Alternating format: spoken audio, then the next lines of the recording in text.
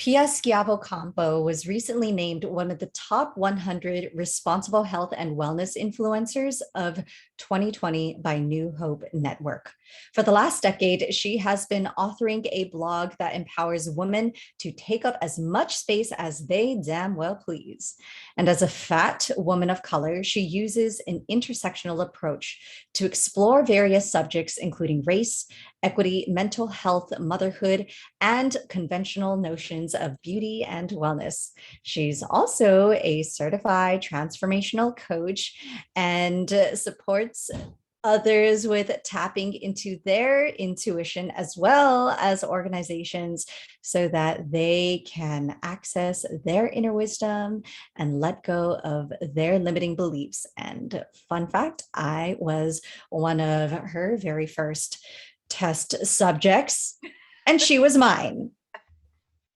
Why? Because Pia and I actually graduated from the very same coaching program 5 years ago. That's crazy. Oh my gosh. Do you remember us sitting across from each Oh other? my God, do I ever? That was such a joyous time in my life. Like it was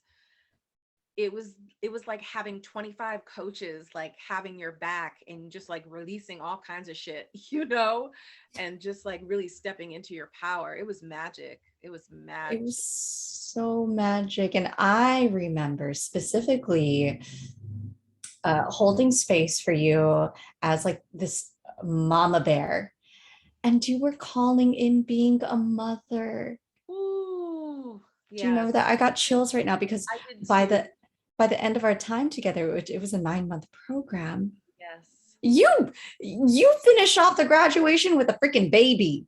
Right. That didn't come from my own womb. Like, Yeah. I think about that metaphor so much. I'm like, dang, like I literally, in some ways, metaphorically birthed this child. Like, that was crazy to me. That was utterly crazy. Yeah. I was like, now that is powerful.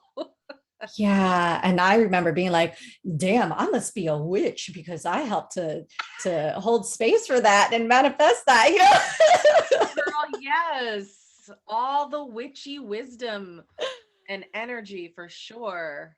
Yeah, Damn right. likewise. And you held space for me too, as I'm like, I don't know what I'm doing. Who am I to do any of this work? And you're like, how dare you? Play small. Like, do you see how powerful you are? And sometimes we just need that mirror, that Yeah, reflection, even when we're going through our own stuff, totally. right? Wow. And so, what a privilege it is to call you a friend as well. And it's been years since we have reconnected, but I have been seeing the ways that Pia is still taking up all the damn space online. You know, like you already had a platform, and it was the mixed fat chick, Yeah. and you already had a following, and you were stepping into this new role of unapologetically claiming yourself as a coach for others who were ready to let go of their own limiting beliefs so that they can become the person that they prayed for. And I have to say, reading your bio, like I felt some resistance, some contraction when I said as a fat woman of color, because I'm like, am I allowed to say that? Are people going to think that I'm being mean? And Right. you're like, no, bitch, I put it in the bio for a reason, you know? Exactly. So I'm so Ruffles excited to, feathers. It totally ruffles feathers. And that's what it's yeah, partly like that's the goal, right? yeah, Is for people to yeah. get comfortable with it. Yeah. Yeah. So I first want to ask, what is it that you are celebrating about yourself today? I'm celebrating just being present and alive.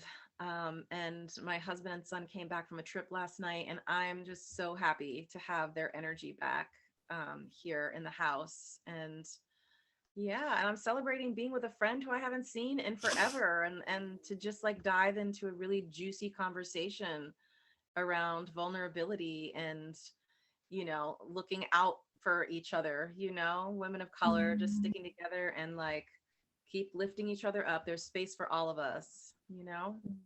For those of you who are new to the mixed fat chick, you are in for a treat.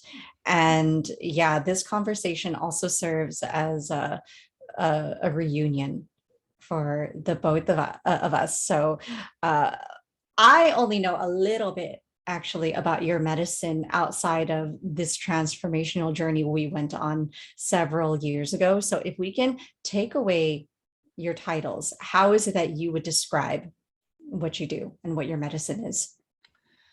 Yeah, so I think the way that I look at it is that my work is about decolonizing wellness and beauty through body liberation, body neutrality. Like that's outside of, being a partner with Momentum Solutions and like doing, all of that stuff.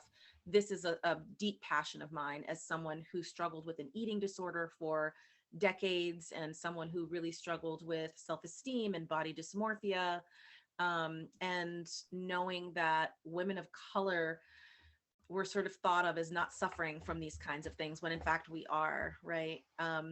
And so just being very vulnerable and sharing that story with other people has been liberating for myself. And in turn, that vulnerability has allowed other people to be able to face that pain, overcome that pain. And that is a blessing, a blessing. Yeah, because your blog has impacted thousands and thousands of people. You have sparked a movement for others to embrace their bodies, and would love to know more about your own ancestral lineage and how this has influenced the ways that you've chosen to show up today. Yeah, that's a beautiful question. So I am half African American and half Sicilian. And so both of those parts of my identity were really were equally important growing up. And so I definitely have really strong roots. And my mother, I'm going to try not to cry, who passed away earlier this year, she was magic. She was truly magic. And I always, even as a mixed person who struggled a little bit with my identity in school because kids are cruel, right? And they want you to pick, like, what are you? I was always very grounded in being a Black woman while understanding the privileges I held as a mixed race person with light skin, right? And so I always felt safe talking about those things with my mother. There was always this space that was created to kind of talk about what that meant to show up in the world. And so I've been reflecting a lot since she passed away, just about like that strength being passed down to me, right? That I can literally feel her presence kind of lifting me up, right? So she's now an ancestor, she's an ancestor. And I think about my grandmothers, on both sides, who were really sort of remarkable. My father's mother was a concert pianist and rejected the idea of being a housewife, in the early 20s in Sicily. Like she was just like, look, this is not what I do. Like I'm a concert pianist, so y'all might want to get with it. And this is what I do. I'm not cleaning your socks. I'm not washing your dishes. And so just coming from like these powerful women who just like stand their ground and they're just like, fuck you. If you're not on board, oh, well, guess what? I'm doing it anyway. And so I am trying to just like bring all that energy to the work that I do, right? And to show up as a good role model for my son. Yeah. Your son. I'm just, I it's just like so amazing It because is amazing.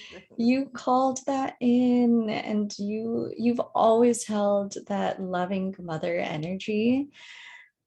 And I I see you as just like being this bridge. I've always seen you as being a bridge, be like across generations, across cultures, body types, especially. And I I'm curious what it has been like even for you. I'm like, and also you're unique in a way to where even though you are mixed, with, I love how you say Sicilian, you still have connections to those ancestral roots. You speak the language fluently I do.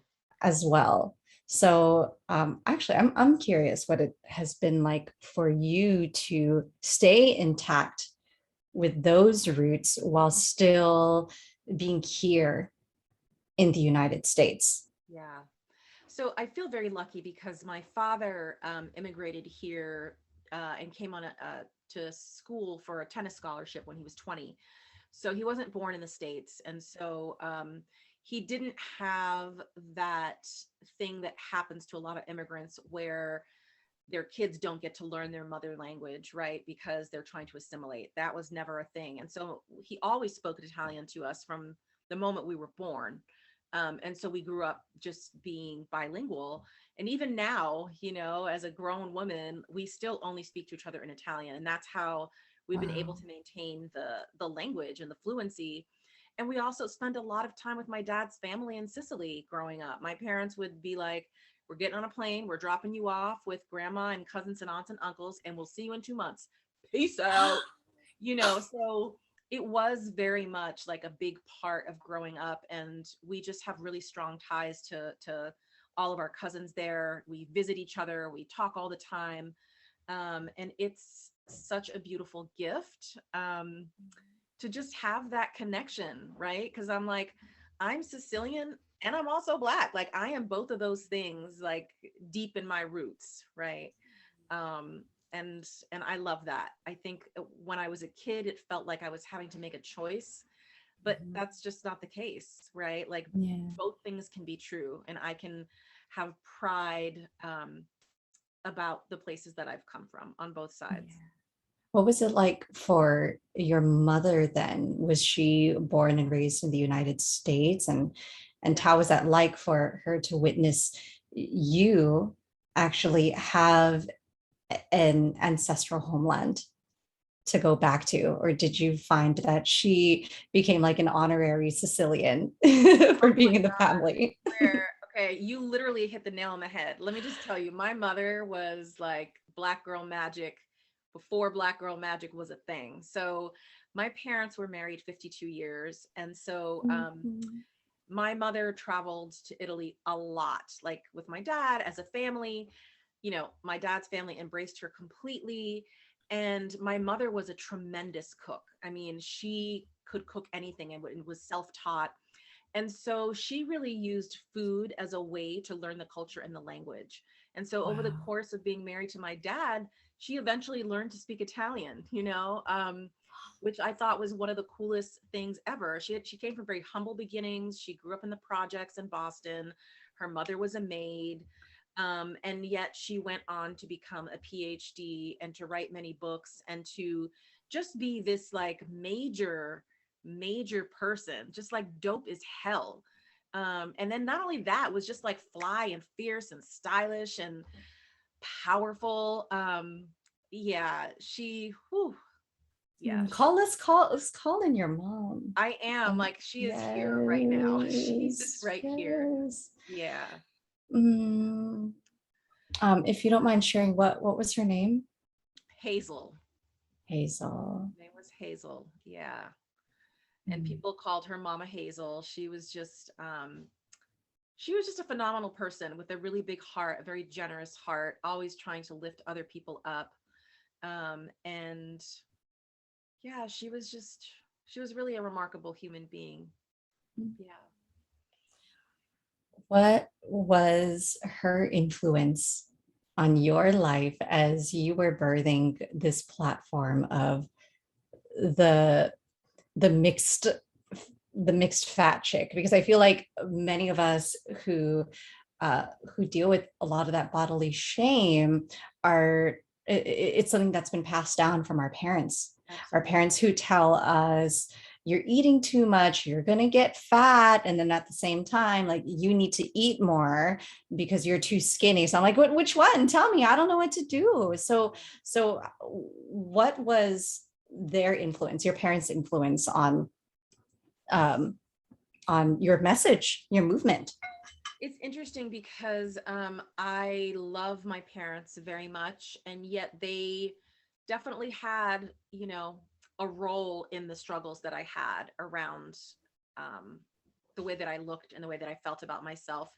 And, looking back, I understand now that like the hold that white supremacy has on us in terms of what the ideal looks like runs deep, right? And so I was that kid that grew up in a family where my dad was growing up in World War II. And so, like, you didn't waste food. So, like, if you put it on your plate, you had to eat it, regardless of whether you were still hungry, right? And there were a lot of mixed messages about, like, oh, don't eat too, as you said, like, don't eat that because you're going to get fat. And then meanwhile, being like, hey, look what I got. I got you a special cookie. Like, that's very confusing, right? Yeah. And I was not heavy as a child. Like, I really didn't become, I would say, fat until probably in my 20s. And I went up and down in my weight a lot because I was dieting since the age of 12. And so I did a lot of therapy around that. I had a lot of resentment because I felt like these were people who were supposed to love me, and they did, but like they did the best they could with the tools they had, and the tools were rusty as fuck. Like, that is how I have had to find the healing. Like, I recognize that there was probably a lot of kind of self-loathing, right? And we sometimes pass that down inadvertently. And so me starting the blog and starting that journey of like finding liberation and finding freedom and acceptance, part of it was in response to growing up, and part of it was in response to just living in a society that values thin white young bodies, which I am none of those things. And really just trying to find a sense of peace. So yeah, that's been part of the journey. Yeah. So would you say that it came as a shock to them when you're like, you know what, I'm done trying to lose weight. I'm just gonna make this a thing. Yeah, I had to create a lot of boundaries because I felt like my body was always up for discussion. It was like if I Mm. gained weight, it was a topic of conversation. If I lost weight, it's a topic of conversation.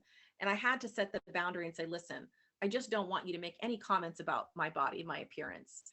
And when I started to use that word fat and really claiming that, that made all kinds of people uncomfortable because we associate fat with ugly, lazy, stupid, all of those kinds of things.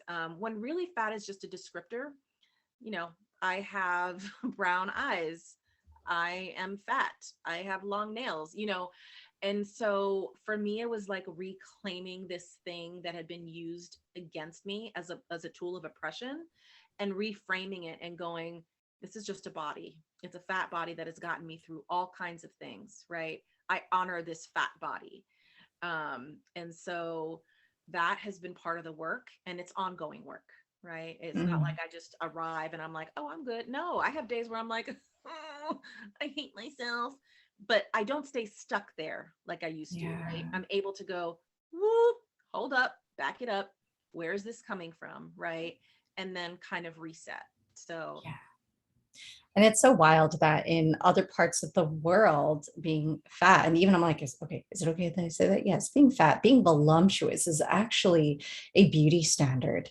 That's mhm, how it was back in the day as well. It's like the thicker you were, oof, the more juicy, the mhm, more the more men were likely to like want to make love to you. And so much of our beauty standards have been shifted by the media, by the pictures that we see, by who's on the billboards, which still happens to be cis, white, skinny woman.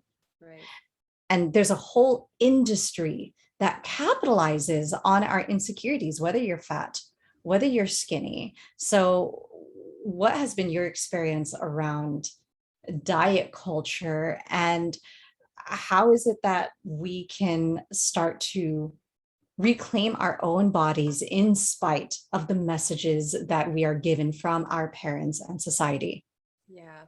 Diet culture is so harmful. I'm not sure I know anyone who's never been on a diet. I know I've probably been on, I don't know, 100 diets over the course of my life. And I stopped dieting about I don't know, like maybe 10 years ago, roughly, somewhere in that vein.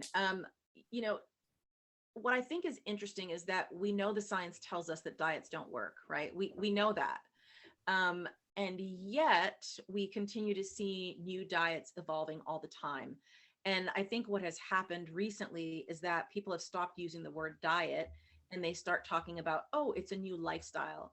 Bitch, that's just a synonym for a diet. Like, you ain't fooling my ass. I know. I've been on all of those lifestyle changes, right?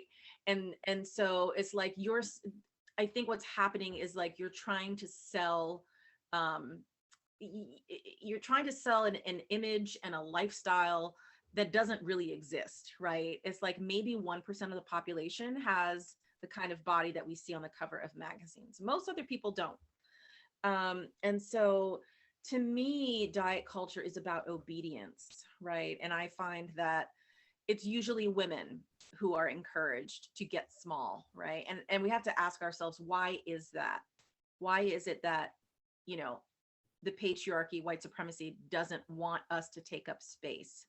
And so for me, part of the healing was going, oh, wait a second, like diet culture is about shrinking the body and it's about not being seen and heard. Well, guess what? I am good and damn tired of that. So how about this? You're going to just have to sort of accept that this is who I am, right? And also, you know, there's this piece around like the male gaze, that women's bodies are meant to be sort of, you know, consumed by the male gaze. And that's exhausting.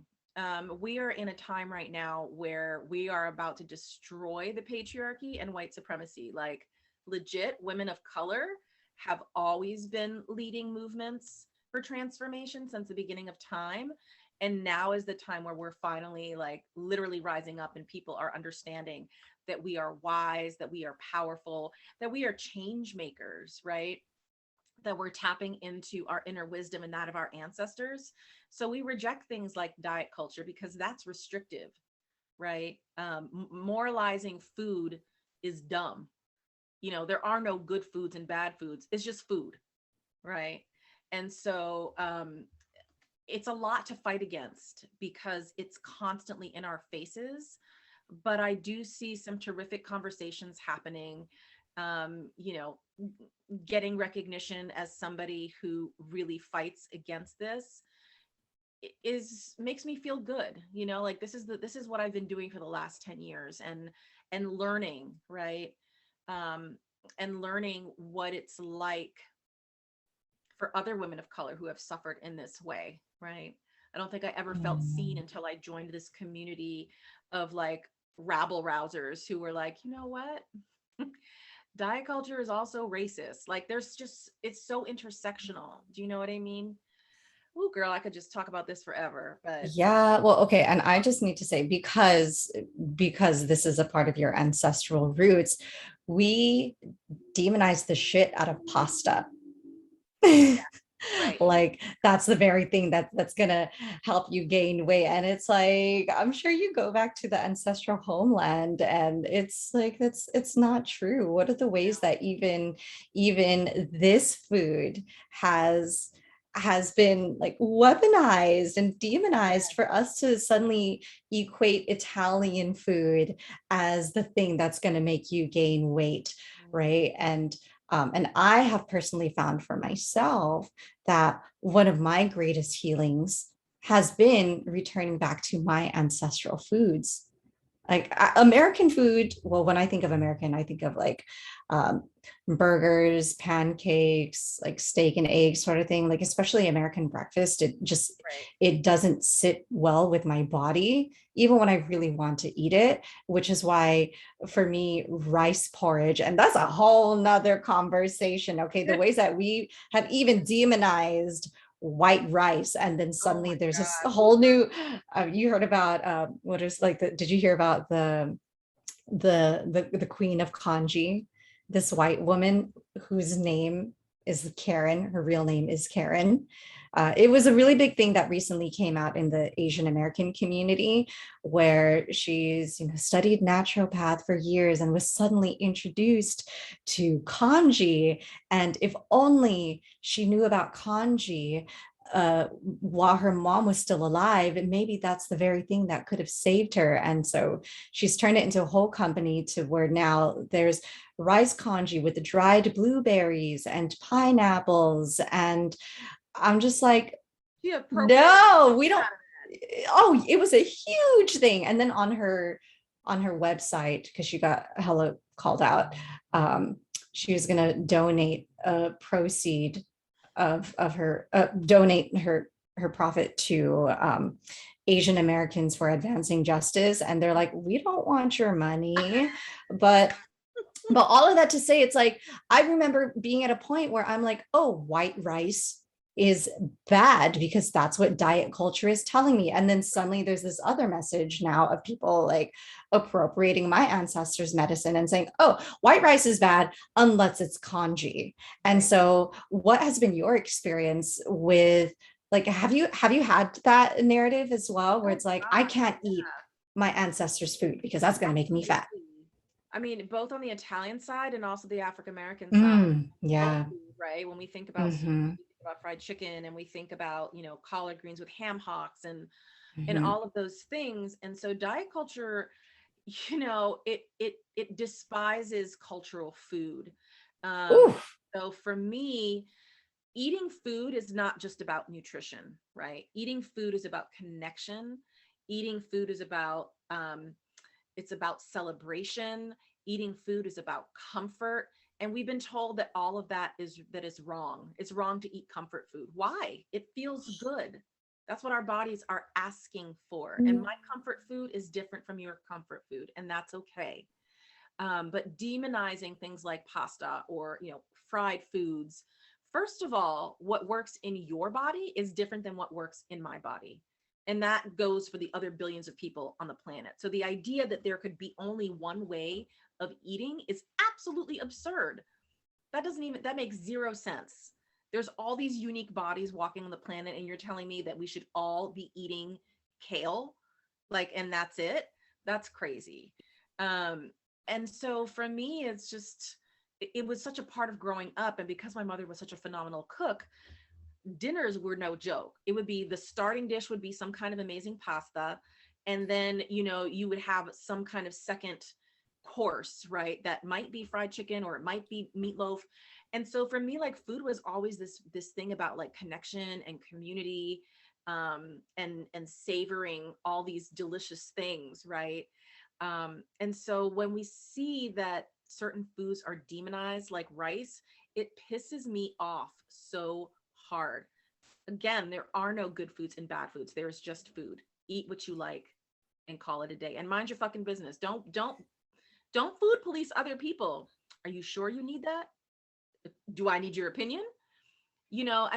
Shut it down. Shut it down. You put anything in your mouth that you want to. No one knows what your health is. That's between you and your doctor.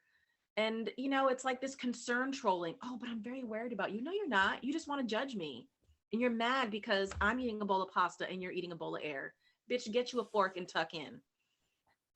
I'm just saying, right? Yes. Well, and then also because I work with other healing practitioners now who coach me on eating what is right for my spiritual and my energetic body type. And I was told that salad is actually not in alignment with me. I need to be eating more grounding foods. I need to be eating more carbs, more root vegetables, like sweet potatoes and taro, and not taro is it taro root? Tarot cards. Anyways, I just need to be eating soups, heavy foods to ground me into the earth. And I just remember all those years where I'm like, oh, I have to eat salad.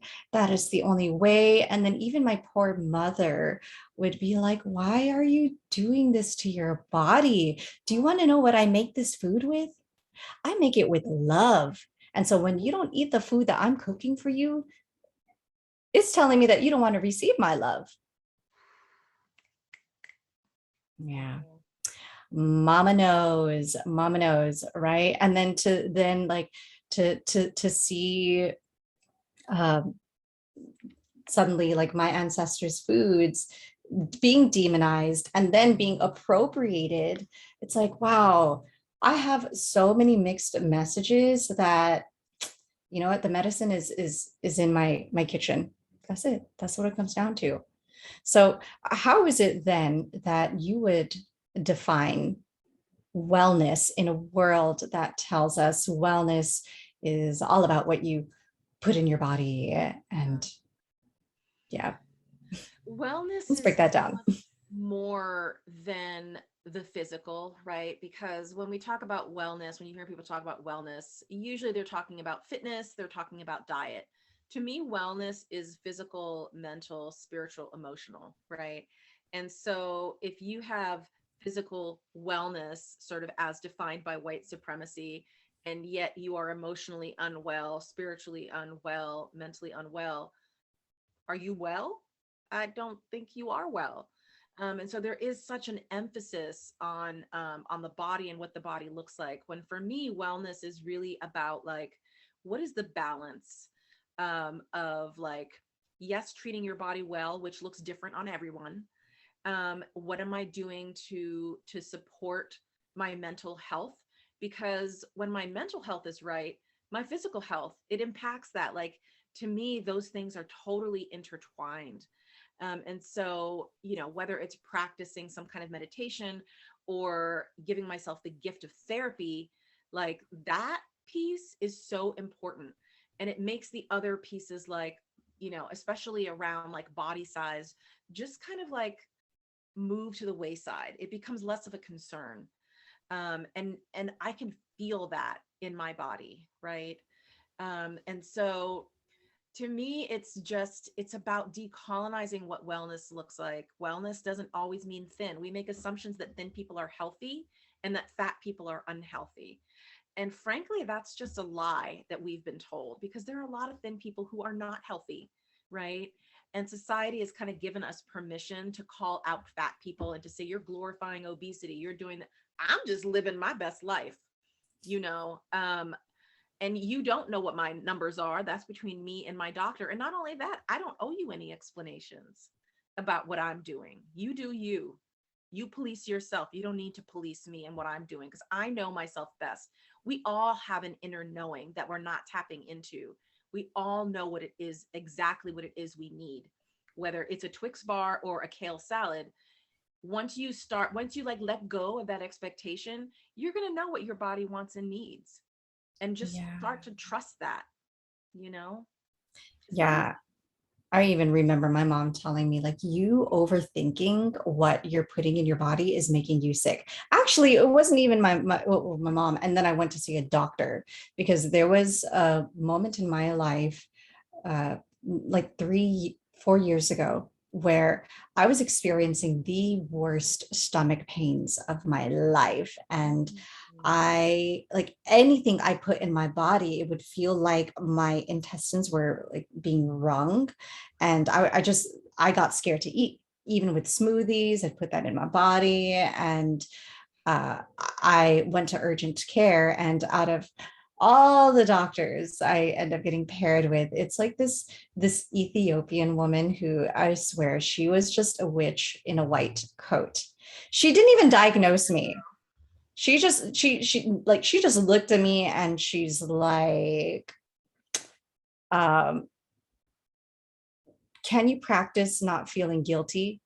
Whether you have a croissant in one hand and a green smoothie in another. And I remember being so upset because I was all like, it's not fair that other people are walking around like smoking cigarettes, drinking alcohol, abusing their bodies, and they're fine. Like, I'm doing my best to be healthy. And why is it that I feel so sick? Yeah. And she was giving me that permission to just live my life. Mm. And actually, I had just came back from Thailand, where I was experiencing some of the stomach pain. And then when I went to Thailand, it went away. It was like my ancestors' food healed me. And then I came back to this country, and then I said to her, you know what, it's this country that's making me sick. I need to get out of here. And you know what she said to me? Her prescription: take the motherland with you wherever you go. I have chills right now. Yeah. Straight up, girl. I have chills. Woo! Woo! Yeah. So it was all like it was affirmed. Like it was all in my mind. And so it became a it made me realize that I like beyond just what I eat, me being in stillness and connecting with my guides and my ancestors is so key to my own healing and liberation. Like, Yeah. yes, I exercise a lot. I try my best to be conscious of what I'm putting in my body, but being overly conscious was actually the thing that was making me sick. So that's what she said. You think too much. Again, the wisdom of women of color, right? Like, Mm, I mhm. just think to myself, like, had you gotten a white male doctor, that would have been a very different experience for you, right? Very different. That's so, take your motherland with you Yeah. no matter where you Yeah. go. Damn. Which I did see a white male doctor prior to her who told me, like, oh, just eat some Tums. It didn't go away. Tums. He prescribed Tums for ringing intestine pain. Like, Yeah. this is the thing, right? It's like you're trying to put a band-aid on it without thinking about what is the actual source of the problem. And that's Yeah. why I think Western medicine is, there's a place for it, but there's also a place for like that indigenous wisdom, right? The ancestral Yeah. wisdom and the wisdom of knowing one's body. Because Tums is not Mhm. where it's at. Yeah, right. So speaking of body and liberation, what does body liberation mean to you? And why does it need to be intersectional? Why is it important for me as a skinny person Mm. to also be a part of this movement? Yeah, so body liberation or body neutrality is a concept that is a little different from body positivity, which has kind of been co-opted, I think, um, by capitalism. But for me, body liberation is just about, it's not about necessarily loving my body every day or looking in the mirror and going, you're beautiful. It's really about maybe not worrying so much about looking in the mirror and just feeling sort of neutral about my body. Like I may feel, neutral about the color of this pen. Like, and because it's been so ingrained in us that we have to constantly be worrying about what our bodies look like, that to kind of just shed that for a moment, you realize that it opens up this space for other things in your life. As somebody who was a chronic dieter, it is what I thought about 24/7. And when I made the conscious decision to stop dieting, I experienced the kind of liberation that I had never experienced before. And what I thought was interesting was that I actually didn't gain a bunch of weight, which was, of course, like my biggest fear, right? Like you even see it in cartoons. It's like, oh, the worst thing that could happen to a princess is she gets fat. For real? Are you sure that's the worst thing that could happen to her? Because I can think of a lot worse things. Um, and so for me, it was about like connecting to this community online of other people who were going through the same journey, right? Of just like liberating myself of other people's expectations of what I should look like, how I should eat, how I should dress. Fat bodies should wear black. Bitch, I'm gonna be wearing all the color and you gonna see me coming a mile away. And I'm cute. Yes. So Yes, you are. By the way, side note, if you do not follow Pia on Instagram, she has the cutest outfits. Okay, so she's not playing. I go to your page for fashion inspiration. I love you. Thank you for that. But that for me, like style is also my self-care. And it's another way that like I use my body um as a way to rebel against the system, right? A system that makes it difficult to find really cute clothes, right? If you're above a certain size. And so for me, um it's really about like showing up as my full self, that like I would dress this way no matter what size I was, and that it's empowering for me. And that is part of the liberation, right? Is releasing expectation. And that is hard because I am I come from a perfectionist background, and so having to release that is a big part of the body liberation, big time. Yeah. Because this isn't just about fat people. This is about all bodies because I'm a victim to that as well. That's right. That's right. I'm like everything I just shared about feeling like, oh, I can only eat salad. I remember like a point in my life where I was counting calories and it was such a headache. And you're so right. Like I don't track as much what I eat today. Actually, I really don't. Look, I was craving Popeyes chicken nuggets last night and I was so mad that they ran out. That was the one thing I was like, you know what? Yes, I'm a wellness practitioner, and sometimes I just want Popeye's chicken. Right. Okay. Right. Okay. The truth is out, everyone. I'm not a vegan. But that's the decolonizing the wellness piece. It's like you can eat chicken nuggets. Like that is not going to make the Yes. world come to an end. And Yeah. and understanding that like our experiences um are always going to be different at the intersection of our gender, our race, our ability, right? And so when we bring all of those pieces of ourselves to the world, it's it's liberating for you, but it's also liberation for others, that when you show up as your full self, you give others permission to do the same thing, right? Yeah. So And it's not just what we put in our body, but how is it that we react to these things that we're told to feel guilty about? right. Whether it's what you eat, whether it's taking a pause, taking a nap, taking a break. Can you do those things unapologetically? Right? Mm, Because I feel like it is our reaction to those things which we are told we shouldn't do right. that make us feel sick. Yes. Yeah. Resist grind culture. Again, like this goes back to patriarchy and white supremacy, where like this idea of like work, work, work, work, work, that we celebrate that, but in fact, that's not good for anybody. Celebrate resting. Give your body time to rest. How can you possibly show up as your best self when you're tired as hell? I don't know anybody that can do that well. It's not just about work. It's also about the process. It's not just about the end product, but what it takes to get there. And so that's the piece that I think we have to lean into much more. Yeah. So aside from being a coach, aside from having this thriving blog and this beautiful movement and community that you've cultivated, you mentioned Momentum Solutions team. And so I know that the work that happens in that sphere is around marketing and communication, where you support nonprofits with their storytelling Mhm. and messaging. And I think that it's so easy for us to get caught up in the narrative of struggle, or Mm, we only look at statistics. And yet, here you are with your own life experience that has now led you to support other people doing movement work with really leaning into vulnerability as as a strategy. So how is it that vulnerability can be that strategy that helps us connect to our own wisdom?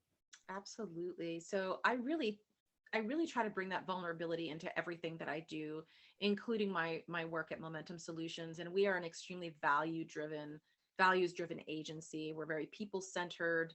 And so for us, we really try to set the example for what it means to bring your full self to your work. That you don't have to sort of do that code switching that we're taught to do. And so we're very intentional about when we're onboarding clients, for instance, we want to make time to build conscious relationship with people. We want to get to know you. We're not jumping straight into the work. We're not going, okay, on today's agenda, we're going, hey, Jumoke, how are you? What's going on with you today? What do you need us to know before we dive in today? And that I think surprises clients, and they also appreciate it so much. I mean, that's just real. And that's why we get a lot of repeat business, because we center people, right? It's not about that end product. We can deliver that end product, but we're going to do it in a way that's super intentional, where we are connecting on a human level, and where we're doing that cross learning. And so for me, that's liberation. That's powerful. It is so powerful. Yeah. Yeah, yeah. I think it's so nice to be on the outside of it now, because I do consulting work here and there, and to witness both you and I now enter these spaces Mhm. with the permission to be ourselves. Like, people are literally investing to be in that energy, versus like oftentimes when you're inside it can, like, we often may feel like our stories can be weaponized against us, Yes. right? And to Yes. now to now create a space where we say, like, actually this is the very thing that's going to support us all with creating even greater movements. It's Yes. like we are a part of that, and Yeah. I'm so proud of how we've come, how we're really taking the tools that we've learned from not just our training but our life experience, Yes. Yes. and saying, like, this is, it is safe. We're not here to use your story against you, Yeah. but your story is the medicine, so let's lean into that. It's a new paradigm. We're shifting the paradigm, and that comes with just showing up unapologetically and not worrying about what the results are going to be, right? Again, it's like trusting in the intuition, trusting your ancestors prepared you for this moment. Yeah. So with all of the messages that we're still getting inundated with, I'm sure that, like, you have to, like, yeah, it's an ongoing movement that will continue beyond our lifetime. Yeah. What is it that you are doing to stay grounded? And also, what is it that you've had to learn to release? Ooh, girl, you asking some good questions right here. So I think in terms of what I'm doing to be grounded is connection with community. So that's friends and family, and finding ways to connect, finding joy in small sort of everyday things like playing with my son, or just doing something creative. And then a really big piece that's been keeping me grounded recently is doing some really amazing therapy work with a therapist who's helping me do somatic experiencing as a healing modality, and that has been transformational for me. And I rely heavily on that. And as someone who's a big advocate of mental health, I this is one of those things where I get very upset about the fact that we live in the richest country in the world, and yet people don't have access to free, quality, culturally affirming healthcare and mental health care. Like, it's essential. It is so, so essential. And I think it's also the vulnerability keeps me grounded, right? Of just like knowing that there are days when I just feel so fucking sad. I miss my mom, and then knowing she's here, feeling her presence, um, and then just putting one foot in front of the other, right? Like, I know she's got my back. She's pushing me up the hill, you know? Yeah. Mm, yeah. And what is it that you've learned to release in this process? Other people's problems and expectations of me. Kind of Yes. releasing the ego. I was talking to my therapist yesterday, and she'd just be dropping all the knowledge bombs. And she was like, I kept thinking like, ego is me thinking like, oh, I can do this, I want to make a name for myself. And she's like, no, ego is the inner critic voice. And to me that was like, oh shit, okay, hold on. So she was like, learn to identify the ego instead of identifying with the ego. And I was like, boom, okay. So like releasing perfectionism, and creating boundaries so that I'm able to continue to do that, right? Saying no, which is a hard thing for me to do, but say no. It's okay to say no. Is she taking clients? I will absolutely give you her name. She is incredible. incredible. She's just brilliant Black woman. Yeah, so affirming. Yeah. I just need to say that most therapy I've done, I feel like, because I talk all day. I'm a storyteller. I'm a storytelling coach, and so most of my experience with therapy has just been talking. And I'm like, I do this all the time. I need someone to pattern interrupt me, or at least check in with my body.